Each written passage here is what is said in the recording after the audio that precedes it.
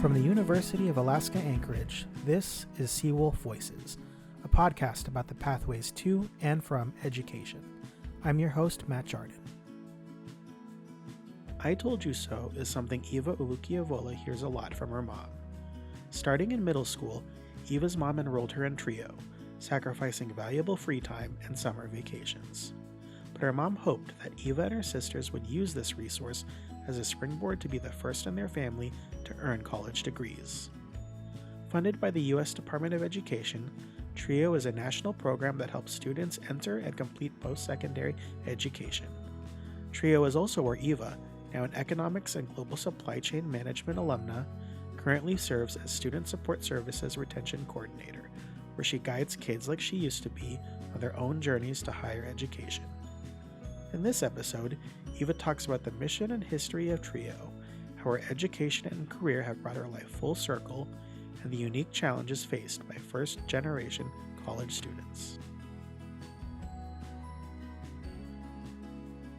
Eva, thank you so much for joining me on the podcast today. Yes, thank you, Matt, so much for even inviting me today. It's such an honor, to give back to UAA as someone who was an alum here. But before we get started on our podcast, I just wanted to acknowledge that the land that we reside on is the land of the Dena'ina people. As someone that was born and raised in Anchorage, Alaska, it's really important to me that we kind of acknowledge that this isn't really our land. It's the land of, the Dena'ina people. They've contributed so much to Alaska, and I feel like my knowledge of, Alaska in general. So I just wanted to say thank you. But also just a little bit about myself. So I am ethnicity-wise a Tongan, and I'm very proud to be Tongan. I'll talk to people all about it all day because nobody really knows what that is. But yeah, Tonga or Tonga is the small island in the South Pacific. We make up less than 1% here at UAA in terms of our small group of Pacifica people. But I feel like even though we're small, we always come back, mighty. We're always those people that you feel like you can always, laugh and, have a good time with. But not only that, but I wanted to encourage my people to come to college, to experience what it's like, to be in higher education, because I feel like we're more than just athletes. A lot of times you see my people in athletics, in acting, singing, but I always wanted to encourage our people to go to college, see how you like it, even if you don't finish, it's just the experience that you went to college. And a lot of the times you see my people in college because they want to make their family proud, and that's kind of why I'm here today, to kind of talk about that and share my experiences, but also just get people the word out that we're here to stay, and we're really proud. I know we're all proud to be here, just to live that American dream for sure. So you and I actually have very similar backgrounds in that we both graduated from UAA College of Business Public Policy, and we both came back to work at UAA. So what was it like for you to come back to your alma mater, but from the other side of things? I would definitely say that even just being a student employee here definitely helped in the transition to being a full-time employee here. Mm-hmm. So I did work for TRIO for a little bit. So that was the program that I currently work for and was actually a participant in for many, many years. And specifically this program helps first-gen students. And so I'm kind of here today to talk a little bit about my experience as being a first-gen student at UAA, but also mention some of the challenges and the barriers that also come along with those being. So very excited to be here and talk about that. Awesome. So you were already working at TRIO as a student worker? I was. So I actually was a lead peer mentor. So they actually have a summer program at UAA where our high school students will come to campus and kind of do different activities and kind of serve as a secondary courses for them in the summertime, where they can just be on campus, get introduced to these awesome topics. One of them I remember just being a guitar building class, and our students really loved that piece, and I still think about that to this day, and that was back in 2018. So just a really rewarding experience. I still talk to some of the students that I used to be a mentor for, and was also a teaching assistant to back then. And just to see them, go off to college, these big Yale and all these awesome universities is definitely something that the TRIO program is beneficial for, but prepares them for college and life after high school, definitely. So let's actually talk more about that. So you work as TRIO currently as a Student Support Services Retention Coordinator, and TRIO itself is made up of 3 parts, hence the name. So can you describe broadly what is TRIO and what do each of its parts do? And what is your role within that system? I'm definitely the person to talk about TRIO just because, I've been in it since I was in middle school, so I'm very familiar with everything that involves TRIO. Specifically, TRIO actually came about under Lyndon B. Johnson's War on Poverty. Not a lot of people know that, but it's just an awesome program just overall. And the name TRIO says, 3. So it started as 3 initial programs. The first one is TRIO Educational Talent Search, TRIO Upward Bound, and then, of course, TRIO Student Support Services, which is where I work for and really love. But yeah, these specific programs are to help students that are the first of their family, of course, first gens, to go to college, but also students that are limited income or experience a docking disability. So not a lot of people know about TRIO, but we're like an umbrella term for, everything first gen. Like you think of first gen, you think of TRIO, but it's more than that because we help underserved students in general. Like a lot of non-traditional students here at UA use our services. Like our students are so amazing. Like just to go out, the fact that they're like full-time parents, some of them are, like some of them are previous like military or veterans. So that's something that's very honorable that I really enjoy. Just working with our students, as someone that used to be in the program and just to be able to give back to UA, but TRIO is something that's really big and important. So you said you were in TRIO since middle school. So yeah, let's talk about it. Like, tell me, like, what led you into the program at middle school, and just presumably you've been in TRIO like ever since, like from middle school to graduation. Yes. So yeah, just walk me through your experience through the TRIO system. Yeah, so my mom actually was the one who would like push us into these programs. And when you're like young, you're kind of like, why am I doing these academic programs in the summer and not doing something fun like hanging out with my friends? But I would definitely say being Educational Talent Search, which is the new program that UAA recently received funding for. It actually was defunded back in like 2014. So to have it back after being in this program, seeing its progress over the years is really amazing. Especially because Educational Talent Search provided me with so much. Like in the summertime, they did like a lot of academic workshops, but a lot of career-focused field trips as well, which everybody loves a good field trip, and that was definitely my favorite piece. Besides meeting some like meaningful connections, like I'm still very close with all my friends from like TRIO back in the day, so that's really honorable, to see how we've all progressed throughout these years and to see us in like these professional careers. Like is awesome. So it's definitely something that I would encourage everyone to do that's like first gen here in Anchorage, but it's actual national wide, so you'll see it all over the country, and so that's something that's really cool too. It's not just in Alaska, but like everywhere. So what led you to attend UAA? Overall, I would definitely just say that it's close to home. Yeah. And then I feel like in my culture, we have this like family first mindset. And I definitely try to include that in everything that I do. And, I actually have two older sisters, and they actually went off to college elsewhere. But I kind of knew it was my duty to kind of stay home and, be that person for my family and my little ones. Not little ones, but my little cousins back home. I don't have kids, but my little cousins that I kind of treat as like my like babies that I kind of take care of too full time. So it's always been that family mentality that has kept me here. And also just UAA was affordable as an affordable option. Like I feel like I always wanted to go out of state, but I also knew that was a piece that I just, at first gen, you don't really know what else is out there in terms of like scholarships, FAFSA, stuff like that. And I feel like TRIO helped a little bit, but I just knew UAA would be the home for me at that time. So So TRIO really like walks you through from middle school to college, and it really prepares you for all that stuff, like the financial aid. Like, so what else does TRIO help you? Like, just walk through like all the ways that TRIO prepares students for to enter the higher education. Yeah, so like I said, TRIO started back in like I think the 50s or 60s under Lyndon B. Johnson. So in that time, he like created this to help not just first gen students, but non-traditional students that are really limited income, so they need this assistance. But what I really enjoyed about the program overall is that not only does it give you that experience with like academic workshops, but it also gives you that career like exploration pieces. Like they didn't say like you have to go to college, but they did set you up for that. But you can pretty much do whatever you want. And then we had advisors there in the high schools, in the middle schools there to kind of push you through that process. And I feel like that was the piece that I really needed when I was little, just someone to be like, oh, you went to college? Okay, I'll look up to you. And I kind of feel like I've been that person too for a lot of my students, and to see them, come over from high school to UA here is so amazing, because I'm just like, oh my gosh, I remember you. And I always tell them that. I'm like, I remember when you were little. I used to be your mentor, and now you're here in college, and I'm your advisor in TRIO. But I always tell them that's such a rewarding experience, just being there for them. You majored in economics and global supply chain management. So what inspired you to pursue those majors? I would say I just had an awesome econ teacher in high school that really inspired me to kind of, get involved with economics in general. At first, I was a little scared, when I got to UA, because it's like a little bit of a culture shock, especially being in my classes and not seeing, anybody that looked like me, like the professor-wise, faculty, staff-wise. But I did meet an awesome group of students that were like my close friends, and I would say some of them became my best friends. And I would definitely say going through that journey with them is something that I feel like other people, somebody like me, would definitely encourage them to do. Like, even though maybe some people don't look like you, I feel like they also give you that experience of like that one-on-one. More field knowledge is something I would say.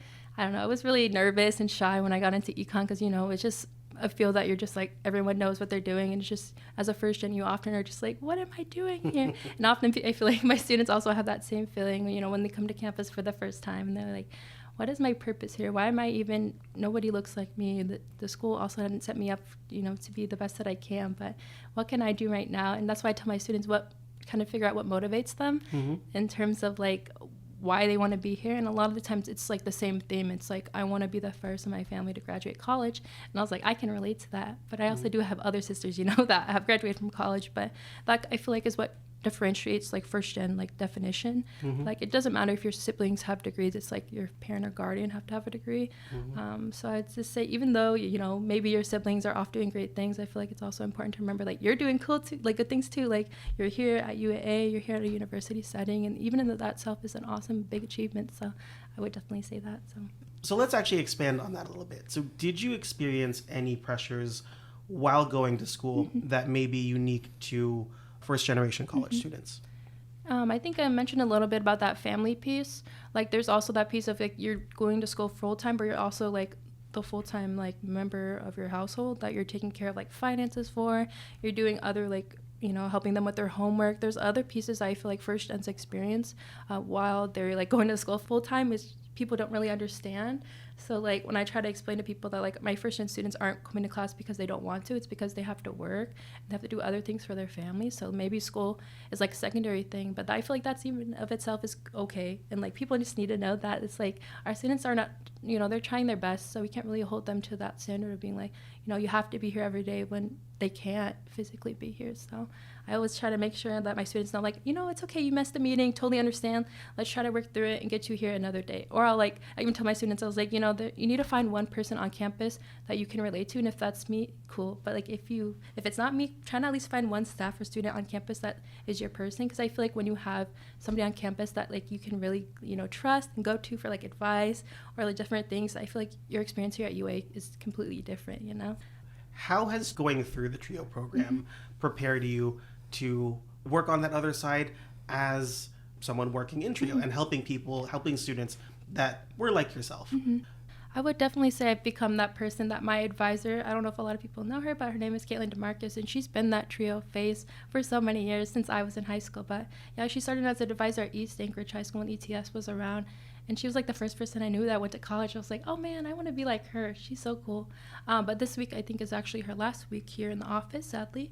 But she's definitely been that person for me. And so I kind of look up to her in terms of like who she was as like the first person I've ever seen go to college, pass through master's level too. So yeah, I've kind of been that for my students too, because they've seen me, in the beginning stages when it was really rough in my undergraduate and graduate school. But, to see me now finish as a professional and work for TRIO too, is I feel like they also see that piece and know that it's worthwhile to be in the TRIO program because it has so many different resources that you just don't know about as a first-gen student. So that's why I encourage everyone to, to apply if you meet the eligibility requirements. What does it mean for you and your family to be that first-generation college student, or in your case, graduate? So my family actually is from the South Pacific called Tonga. It's a small island not a lot of people know about. So I have to try to explain it in terms of geographical reasons. Every time someone asks what Tonga is, it's pronounced Tonga. I say Tonga or because it's like the American westernized way to say it, but it is Tonga. And I'm very proud to be Tongan. And I always tell people about my culture all the time if they're here to listen. I feel like that's also an important piece that I feel like UAA and staff and faculty can get better at, is getting to know our students' cultures and how it just acknowledge how diverse it is too. Like that's something that I love about, UAA and just Alaska in general, is how diverse it is. Because I feel like that ties into a lot of like that community belonging feeling that I felt here at UAA. Not only because I was like one of the only Pacific Islanders I feel like I've seen around campus or just like, in my field. But I feel like now as, time has passed, I've seen more and more of my people come to college, and it's such an exciting feeling. But in terms of how it kind of like ties into my family bond, it's just they always made sure that higher education was at like the top of my priorities always.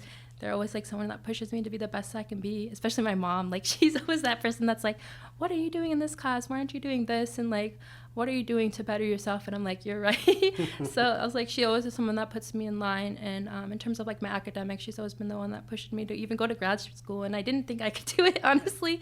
I didn't even think it was possible to even get a grad degree, but I did it. 2020, that was definitely a time, COVID was probably at its highest then, but I'm definitely proud that like my mom pushed me. I actually live with my grandparents in a multi-gen household, and so they're actually the one that helped me get this suit together. Nice. So definitely wanted to thank my grandparents for letting me live at their house rent free. Thank you. But also just providing that love and, nurturing support over these years. But I probably wouldn't be here without my sisters too, most importantly.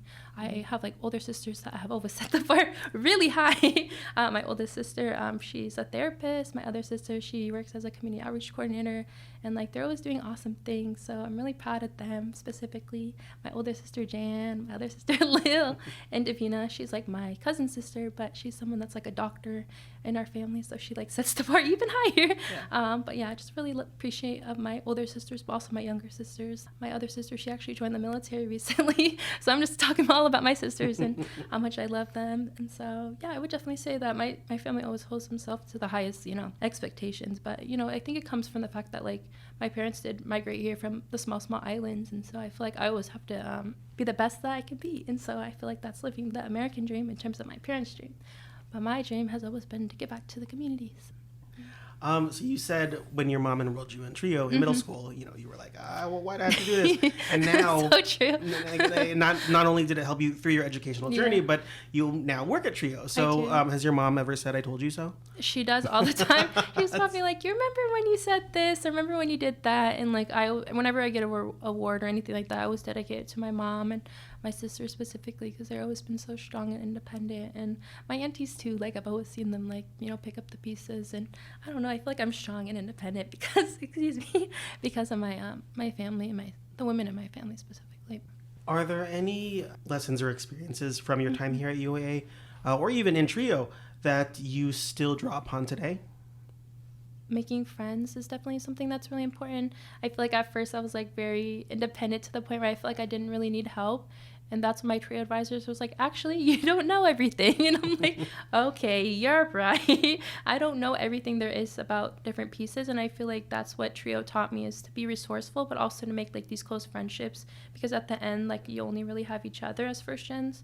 And so to be around other people, which is what TRIO gives you, like-minded people that have also no clue of what's going on. Or they have some clue, but they don't know everything. But I would definitely say it's that piece of forming these awesome friendships with people, and knowing that they can be resourceful to you and be a good teacher and mentor towards you, because we also have a really good mentor program.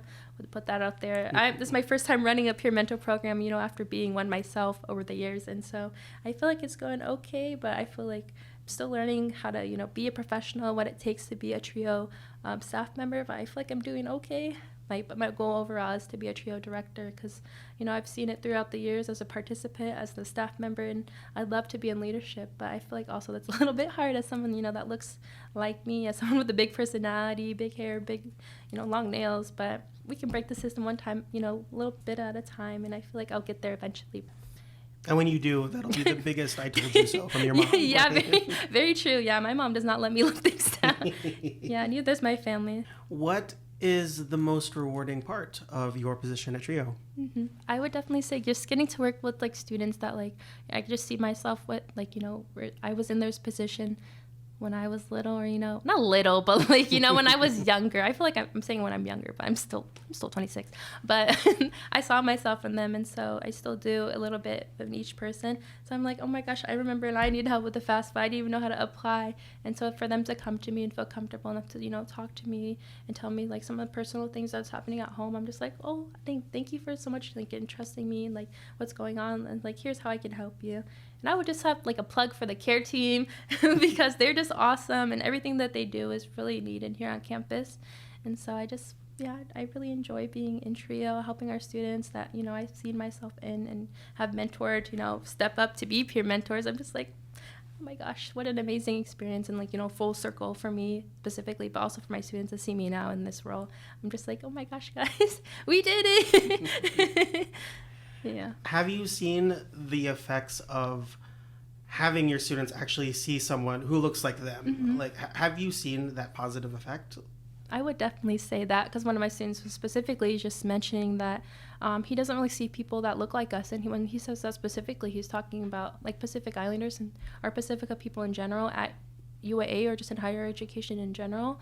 So he just says that he wishes he sees more people. And I was it starts with us, really. It's kind of a ripple effect. It usually oftentimes it's like you, and then, once they see you, they continue to do that line of like joining us in higher education. So I feel like I was just telling him, I was like, it really just starts with you and you talking to other people and being like, I'm in college, like what's making you not want to come here? And, just making those connections with people that maybe think that they don't belong in college. And so that's a piece where I'm like, you can always encourage people, your friends, your family member, to go to college. Like, it doesn't matter what age you are. Honestly, I always tell people, I'm like, when they tell me, they're like, I'm too old to be here, but I'm like, no, you're not. You're here at the right time, honestly. And I was like, there's no such thing as that. And like the fact that you're even here with me right now is like something I'm really, really proud of you about. And they're like, what? And I'm like, yeah, like, maybe I'm a little bit younger, but I feel like I have so much to give you as like, your advisor. And they're just like, you're right. And I'm like, yeah, I know, you must sound like my mom, but yes. How have you seen TRIO impact the wider community? I would definitely say now that the word is getting out about what TRIO is, it's really cool, because one of my students, she's like, I heard about your program from this outside community group, and I was like, wow, like we really reached like the community through that lens. Like I would have never thought like they would even know what TRIO is, because like we do get presentations to different organizations, and like we're very small, we're a very small program. There's only a couple staff members, but we do push ourselves on social media and try to get ourselves out there. But it is like the word of mouth definitely is something that's really good in terms of advertisement marketing for us. I don't think we would be where we're at if our students didn't tell their siblings to join and their friends didn't tell their friends to join. But TRIO probably wouldn't have gotten as big even back then, like if people weren't telling each other of these awesome services that TRIO offers, and all for free if you think about it. Like all these services, all these field trips, everything that they have is for free. And it's because TRIO is a nonprofit organization, so they do get money from the Department of Education, but they are giving all these services, and our advisors are there, and they're pushing us to our best of their abilities and everything like that. And you don't really know when you're younger in high school, and I feel like a lot of my students also realize that, and they're like, I really took for, one of my students even said that, like my previous students, like I took for granted what TRIO gave me, and I was like, I totally understand that. I was like, you're telling the right person this information, because I felt the same way. You don't really know you need help as a first gen until someone's like telling you information that you're like, oh yeah, I missed a deadline, oh my gosh, like this is something big. And like you wouldn't known that if like there was someone there like me as an advisor, or like my previous advisors there, and TRIO to help you along that process. And I think that's really important too. What advice do you have to other first-generation college students, or to those who will become first-generation college students?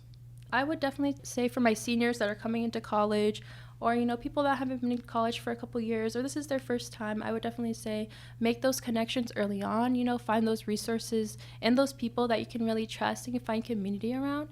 I would definitely say TRIO was that for me, but sometimes because of qualifications they might not meet those eligibility, but find maybe something else that you might be interested in terms of like other clubs on campus. I think MSS was that also that other space for me too. Like I definitely love everything they have going on right now in terms of programming. Their staff is awesome, their scholarships too. So I'm like, yeah, there's definitely opportunities out there that I feel like you have to find. As a first gen, there's always that like uncertainty, but I'm like, anytime that you have, definitely try to like Google what the different schools that you have, like what services they offer. That's definitely important. So Eva, thank you so much for joining me on the podcast today. Thank you so much for having me. This is such an honorable experience, and I hope other first gens get to experience what I experienced at UAA, and just that feeling of belonging that I got from TRIO, but also just from UAA in general, and how nice everyone is here. Like at first, professors can seem a little scary, but everyone here is genuinely nice, and I hope that you all like join us at UAA, and I would love to see you in TRIO. Thank you.